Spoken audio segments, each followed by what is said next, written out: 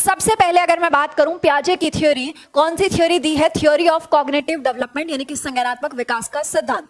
सबसे पहला क्वेश्चन तो यहीं से आ जाता है कि पियाजे ने थ्योरी कौन सी दी है, तो कौन सी दी है? संज्ञानात्मक विकास का सिद्धांत। यानी कि जो बात करी है सिर्फ और सिर्फ इस दिमाग की करी है। अगर मैं वाइगोत्स्की की बात करूं, कोहलबर्ग की बात करूं, एरिक एरिक्सन की बात करूं, सिगमंड फ्रॉइड की बात करूं, ये सारी बात हम संडे को कर लेंगे।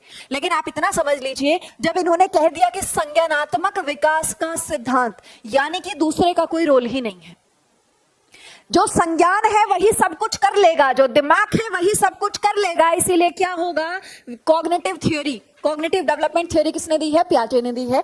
Father of modern child psychology नहीं, मॉडर्न चाइल्ड साइकोलॉजी, आधुनिक बाल मनोविज्ञान के जनक कौन कहे जाते हैं? पियाजे कहे जाते हैं। इस बात को आप नोट करके रख लीजिएगा।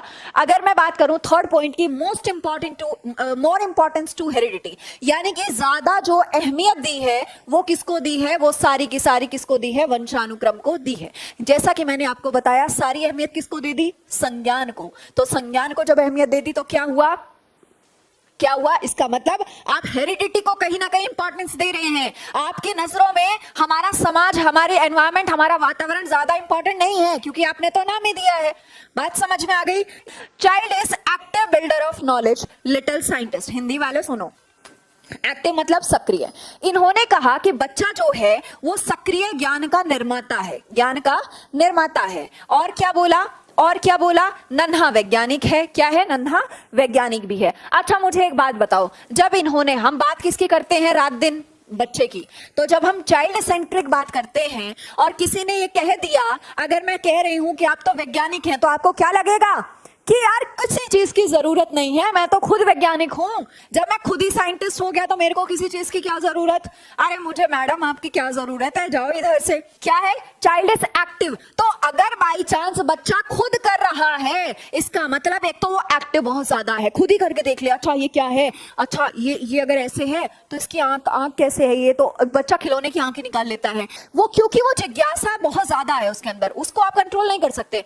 इसीलिए उसके ऊट पटांग सवाल, अजीबोगरीब जवाब, बहुत सारी चीजों से जूझना पड़ जाता है। ये होगी सबसे पहले बातें। तो सबसे पहले हमने क्या देखा कि संज्ञानात्मक विकास का सिद्धांत दिया है। दूसरी बात, आधुनिक बाल मनोविज्ञान के जनक हैं। तीसरी बात, सारी इंपॉर्टेंस हेरिडिटी को दे दी। अच्छा मुझे एक बात बताओ, सब लोग मेरे साथ एग्री करोगे? एक बार जरा सुनिए तो।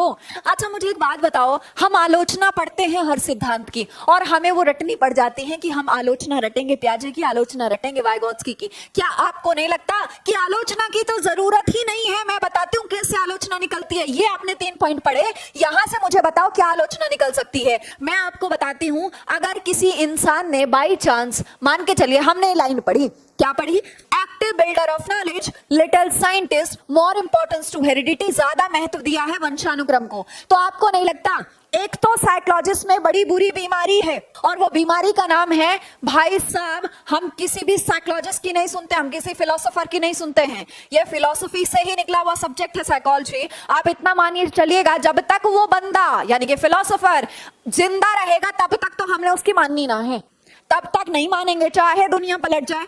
जैसे ही वो मरेगा वैसे उसकी किताब उठा लेंगे, अरे पियाजे या फिर कोई और, अरे तुमने तो इतना अच्छा बताया था, हाय हमने पहले ना पढ़ा। तो ये ह्यूमन टेंडेंसी है भाई साहब, ये जन्मांतर से चल रही है कि जब तक जिंदा रहते हैं फिलोसोफर्स हम उनकी सुनते ही ना है, ज्यादातर की तो बाद में ही। तो ये क्या है? अब अगर मैंने ये स्लाइड पढ़ी तो मुझे लगा कि अच्छा क्या किया है आपने कारनामा, वंशानुक्रम को सारा महत्व दे दिया। भाई भाई वाह, हम तो तुमको कल क्रिटिसाइज भी करेंगे।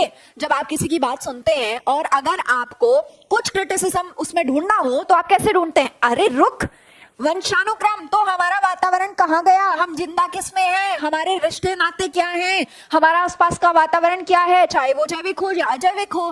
तो ये सारी चीजें हम इसको आलोचना में डाल देंगे, हम इसकी आलोचना कर लेंगे ना। आगे क्या रट्टा मारने की जरूरत है?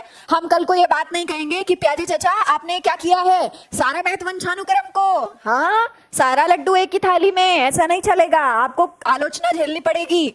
और आलोचना किसी की ना हो ऐसा तो धरती पे पॉसिबल है नहीं। तो आपको नहीं लगता इसमें कोई रेक्टिफिकेशन की जरूरत नहीं, आप सीधा सीधा स्टेटमेंट से आलोचना निकाल के चल सकते हैं कि क्या आलोचना हो सकती है किसी साइकोलॉजिस्ट की? बताइएगा जल्दी से एक बार, सभी लोग समझ में आ रहा है? फर्स्ट स्लाइड क्लियर है? आगे बढ़ जाऊं?